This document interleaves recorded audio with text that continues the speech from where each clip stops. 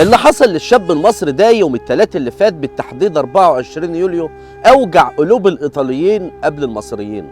اللي حصل للشاب ده حاجه كده قسما بالله تقشعر لها الابدان، تقشعر لها الابدان. اللي حصل ان يوم الثلاث اللي فات يوم 24 يوليو الشرطه الايطاليه في مدينه جنوة على البحر بتبص بتلاقي جثمان طالع كده على البحر، الجثمان ده من غير ايدين ولا راس. انت متخيل؟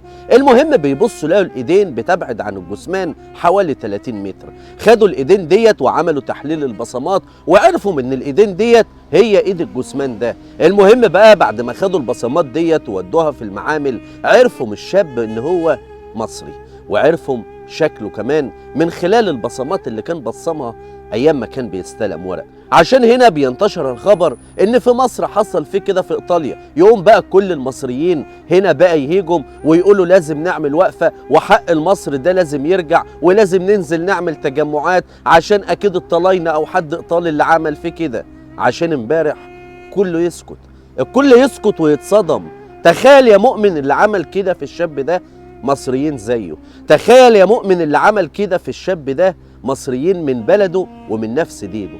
طب ليه؟ هو ده موضوع حلقتنا النهارده. فصل كده على سيدنا الحبيب واسمع يا سيدي.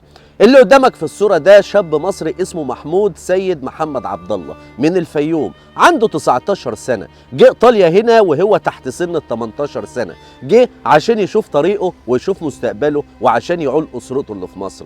المهم دخل المدرسه لانه كان تحت سن ال 18، وبعد ما جاب سن ال 18 المدرسه سلمته ورق رسمي وطلع محمود عشان يشق طريقه، طلع محمود عشان يشوف مستقبله. محمود كان حلاق فراح اشتغل في صالون حلاقه عند 2 مصريين.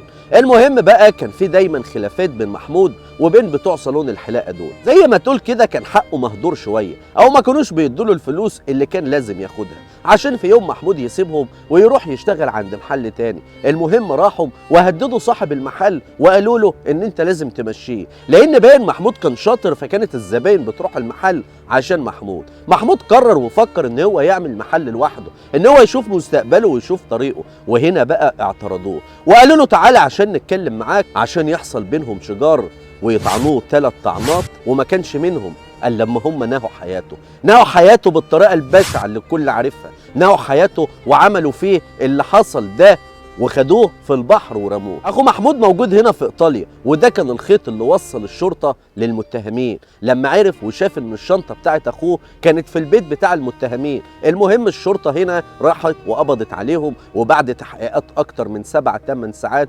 اعترفوا بالجريمه بتاعتهم، واعترفوا ان هم اللي عملوا كده في الشاب اللي عنده 19 سنه ده، عشان مستكترين عليه الرزق، عشان باصين لرزقه ومش عايزينه يشوف. حب الحياة منعوه منها، حب الطموح دفنوه.